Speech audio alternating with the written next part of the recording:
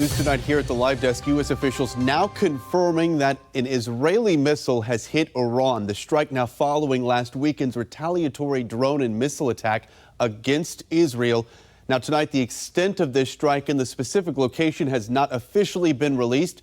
Iranian state TV now reporting that explosions have been heard near an airport and near a military base. The country has activated its air defense systems.